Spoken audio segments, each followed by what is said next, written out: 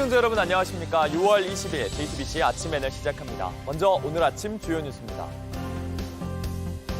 지난해 8월 최상병 순직 사건을 경찰에서 군으로 돌려받을 때 윤석열 대통령이 국방부 장관 외에도 차관과 국방비서관 등 실무진에까지 직접 전화를 건 사실이 드러났습니다. 의혹과 해명 요구가 더 커질 걸로 보입니다.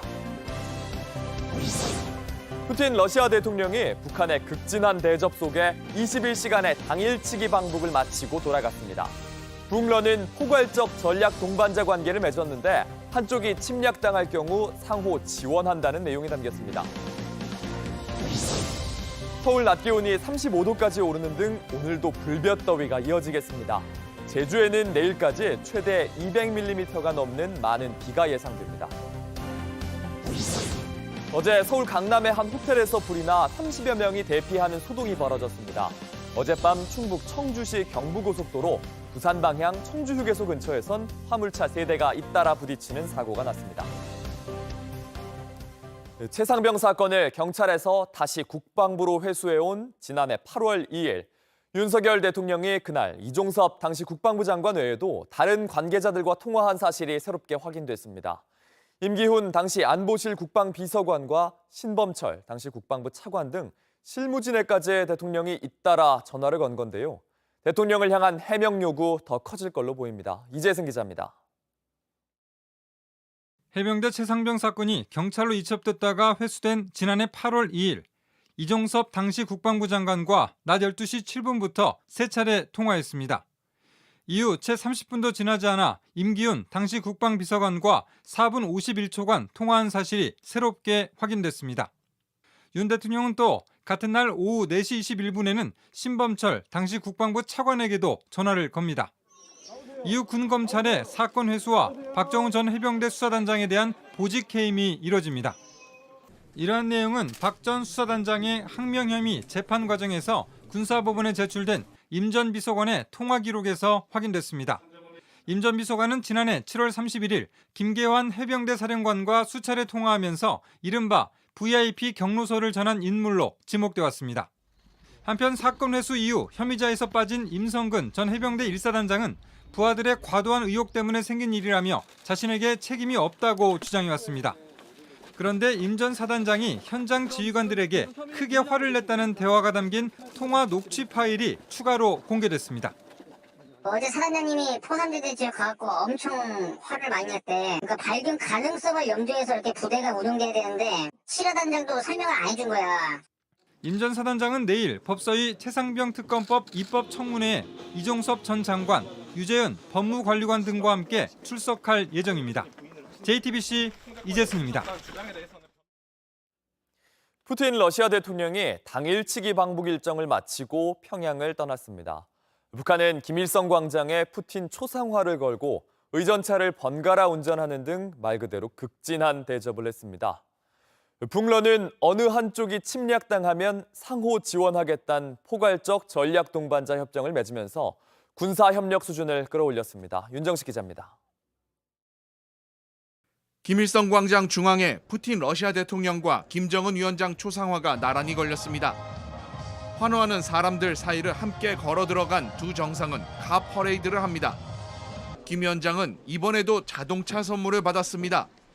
지난해 선물과 똑같은 러시아산 최고급 리무진 아우루스입니다. 두 정상은 서로를 옆에 태우고 차를 시운전까지 하며 돈독함을 과시했습니다. 그러나 이런 선물은 명백한 유엔 안보리 대북 제재 위반입니다. 두 정상은 만찬도 함께 즐겼습니다. 메뉴는 북한식과 러시아 현지식을 섞은 요리로 송로버섯을 곁들인 오리 간 요리, 랍스터 샐러드, 연어 가리비 절임 등이 나왔습니다. 한층 친밀해진 두 정상은 양국 관계도 돈독하게 했습니다. 러시아의 모든 정책들을 무조건적으로 지지할 것이며 국제사회는 두 나라의 관계가 냉전 시절 소련과 북한이 1961년 체결한 상호 원조 조약을 맺었던 시절로 돌아가고 있는 것으로 해석하고 있습니다.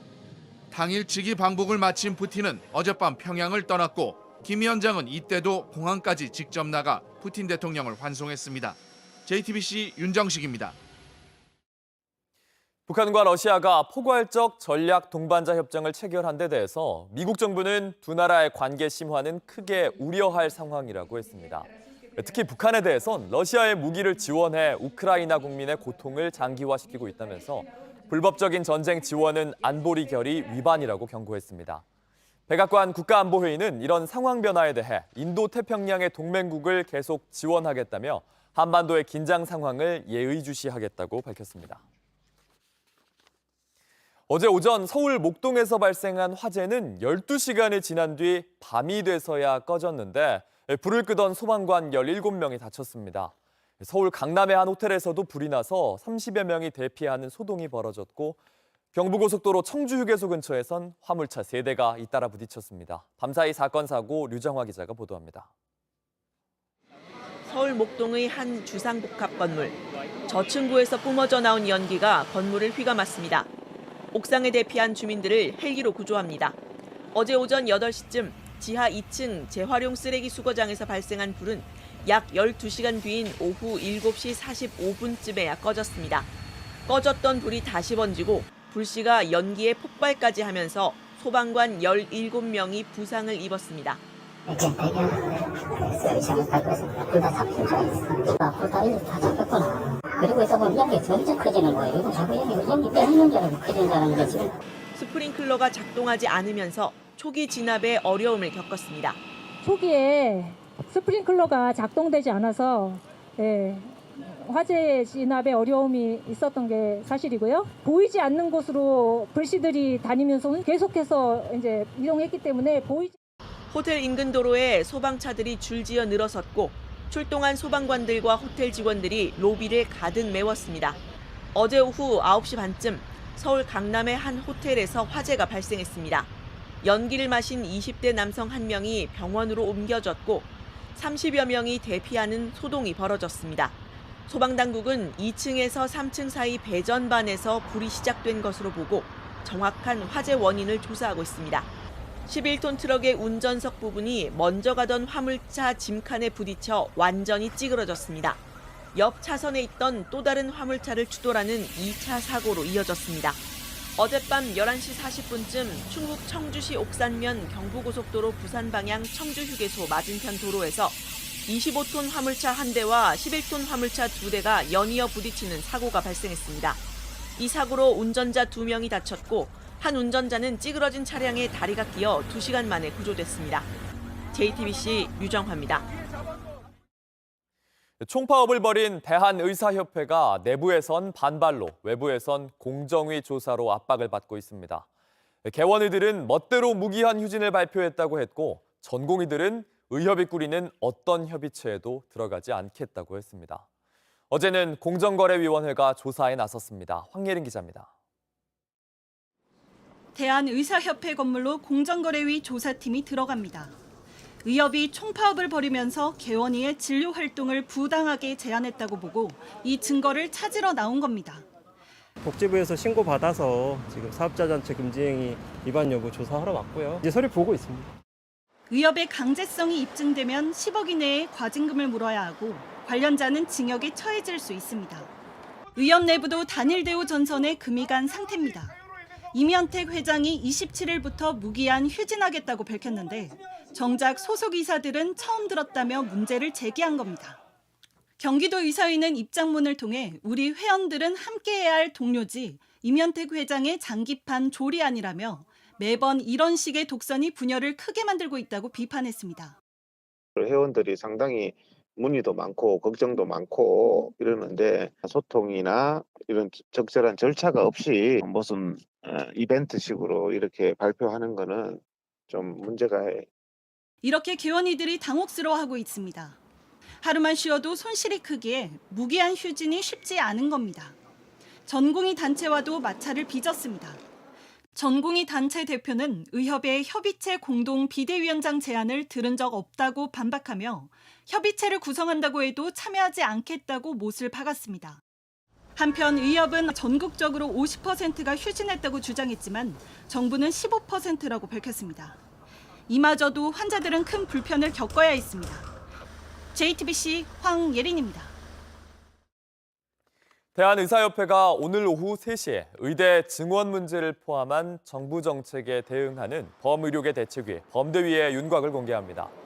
범대위엔 전국 의과대학 교수협의회 등 의대 교수단체까지 동참해 앞으로 의료계 투쟁의 구심점이 될 걸로 보입니다.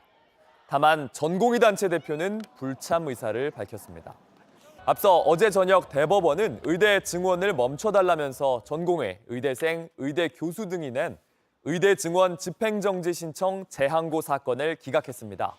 의료계는 유감의 뜻을 밝히고 본안 소송으로 끝까지 다루겠다는 방침입니다.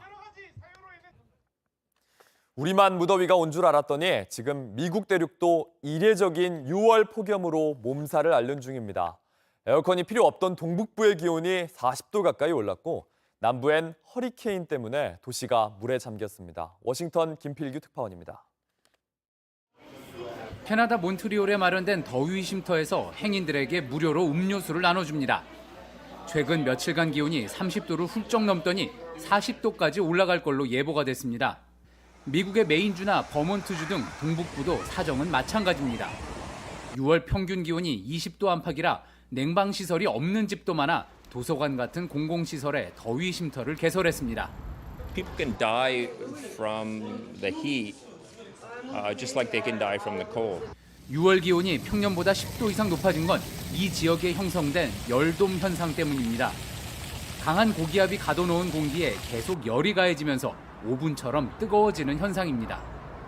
이례적인 폭염은 미국에서 인기리에 팔리고 있던 전기차 성능에도 영향을 주고 있다고 CNN이 보도했습니다. 너무 뜨거워진 차를 식히기 위해 배터리를 소모하게 되고 주행 가는 거리도 15에서 30% 정도 줄었다는 겁니다. If you are driving in hot weather, there needs to be extra energy to power the air conditioner to keep you and the battery nice and comfortable.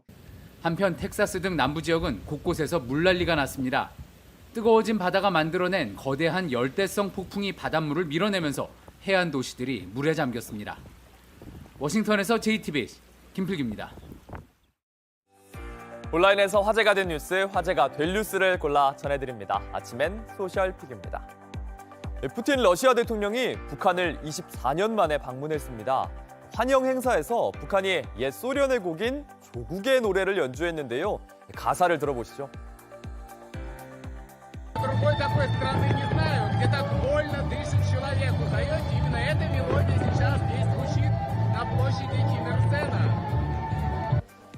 푸틴 대통령은 김정은 위원장에게 선물한 고급 리무진을 타고 영빈관을 둘러봤는데요. 차 번호판에 7271953 이 숫자가 눈에 띕니다. 1953년 7월 27일 한국전쟁의 정전협정일입니다. 두 사람의 만남에선 흥미로운 장면도 있었습니다. 행진을 하는 동안 행사에 쓰인 풍선이 차 앞을 막자 푸틴 대통령이 흘기 쳐다보는데요. 순식간에 풍선은 사라져버렸습니다. 협상 테이블에선 미묘한 신경전도 벌였습니다.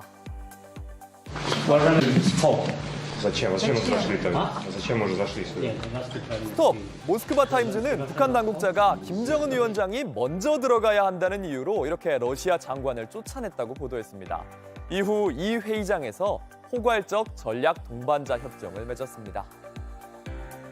환경단체가 영국의 유네스코 세계유산 스톤헨지에 물감을 뿌렸습니다. 앞서 고흐의 해바라기에 수풀을 뿌렸던 그 단체입니다. 두 사람이 주황색 물감을 뿌리면서 유적에 달려듭니다. 지난 19일 영국 솔즈베리 평원에서 벌어진 일입니다.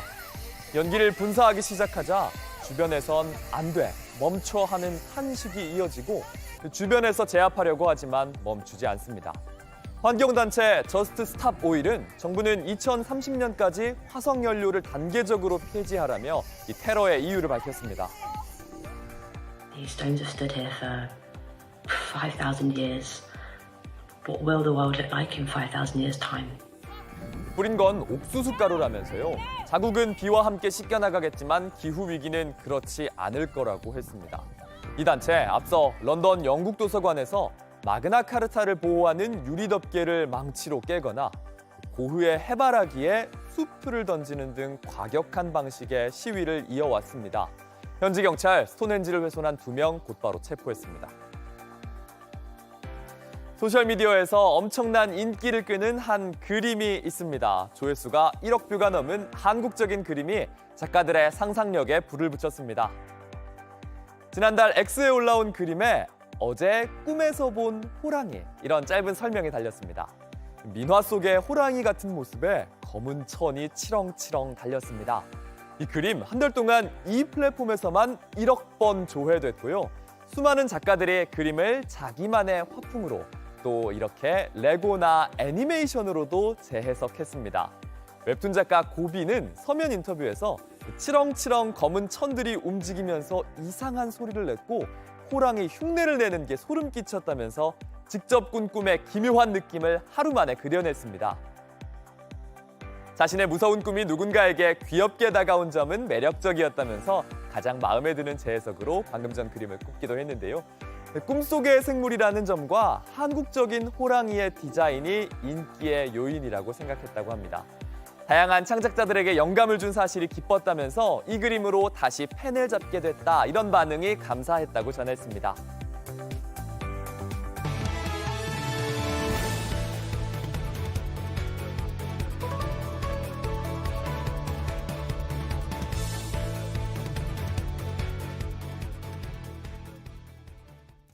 석유공사가 동해 유전 개발 사업을 둘러싼 여러 의혹을 직접 반박하고 나섰습니다. 이름을 밝힐 수는 없지만 세계적인 석유 회사 중 한 곳도 검증을 했고 관심을 보였다는 겁니다. 하지만 섣부른 발표는 아닌지 걱정도 큽니다. 이상화 기자입니다. 김동섭 석유공사 사장이 직접 브리핑을 열고 동해 심해 유전 개발의 투자 유치 상황을 공개했습니다. 5월 초에 세계적인 메이저 석유 회사 중 한 곳에서 추가 검증을 하였습니다. 이후 이 회사는 내부 검토를 거쳐 공사 측에 사업 참여 관심을 밝혀왔습니다. 현재까지 관심을 보인 곳은 해외 국영기업을 포함한 총 5곳으로 그중 한 곳은 자료 열람 단계까지 진행됐다는 겁니다. 통상 투자 유치는 투자를 원하는 쪽에서 사업 설명서를 보내면 원하는 기업들이 관심을 보이고 비밀 준수 계약을 맺은 뒤 자료 열람을 하는 순서로 진행됩니다. 기업이 투자를 결정하면 우선 협상 대상자 선정이 이어집니다. 다만 비밀 유지 의무에 따라 기업 이름은 밝히지 않았습니다. 여러분이 말씀하면 금방 아는 기업입니다. 지금은 아무것도 결정된 건 없습니다. 하지만 단계는 제일 깊이 들어가 있습니다. 일각에선 사업 설명회도 진행되지 않은 상황에서 이 같은 경과를 공개하는 게 다소 성급하다는 평가도 나옵니다. 소문들은 이제 흘러나올 수는 있겠지만 계약이 지분 참여라든지 뭐 어느 정도 그 투자 금액이나 이런 것들이 결정된 다음에 발표하는 게 일반적이죠. 정부는 오는 22일 첫 전략회의를 열고 구체적인 투자 유치 전략을 논의합니다.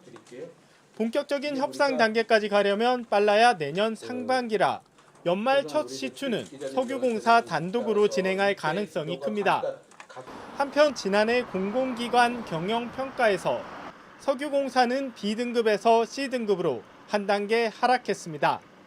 JTBC 이상화입니다. 대통령이 어제 인구 국가 비상사태를 공식 선언했습니다. 유례없는 저출산, 나라가 사라질지도 모른다는 위기감에 정부가 국가 총력전을 벌여야 한다고 나선 겁니다. 어떤 대책들이 있었는지 이희령 기자가 짚어드립니다. 특히 0-4세 인구가 북한 인구보다 적은 것은 해방 이후 최초입니다. 저출생 문제의 심각성은 이미 여러 통계로 뒷받침되고 있습니다. 이런 상황을 해결하기 위해 정부가 내놓은 정책들을 짚어보겠습니다.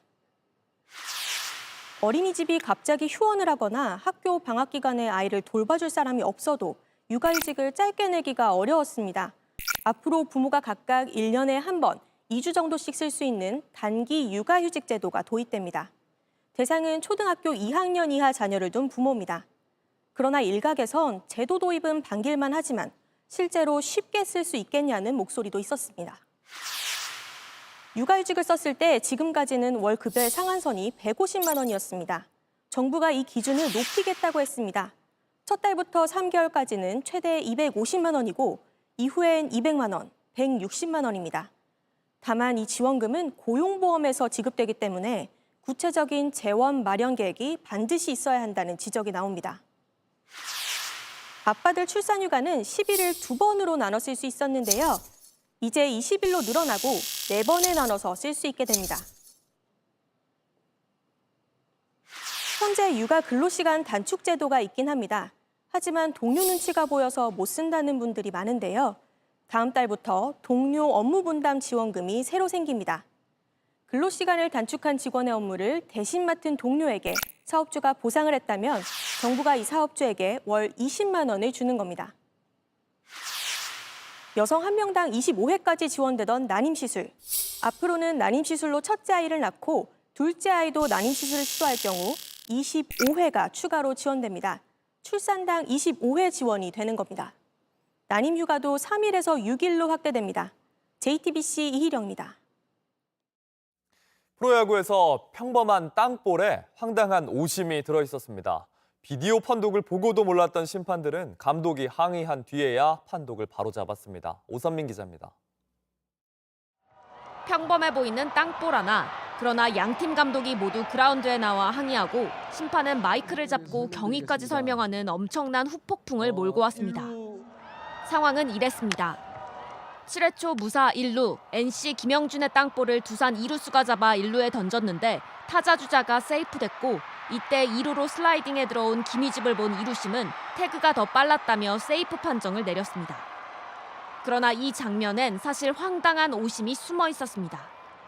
1루가 채워지는 순간 1루 주자는 2루로 반드시 가야 하는 만큼 태그아웃이 아닌 포스아웃 상황이었는데 이루심은 태그아웃 상황으로 착각해 공보다 늦게 들어온 주자를 살렸고 이후 두산이 요청한 비디오 판독에서도 심판진은 잘못을 인지하지 못한 채 태그 플레이 판독을 해 원심을 유지했습니다.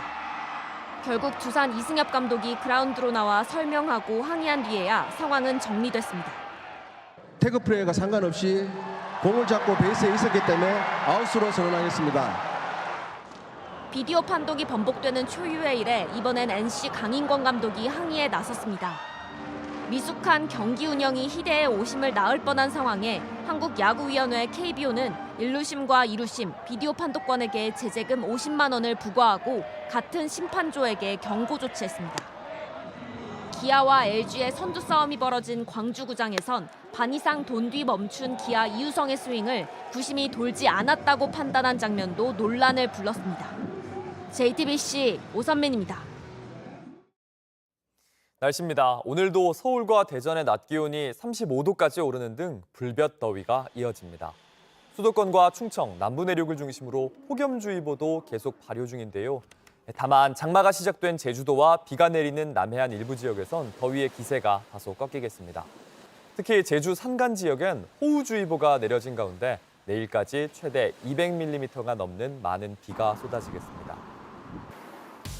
JTBC 아침엔을 마칩니다. 내일도 7시 반에 아침을 열겠습니다. 시청해주셔서 감사합니다.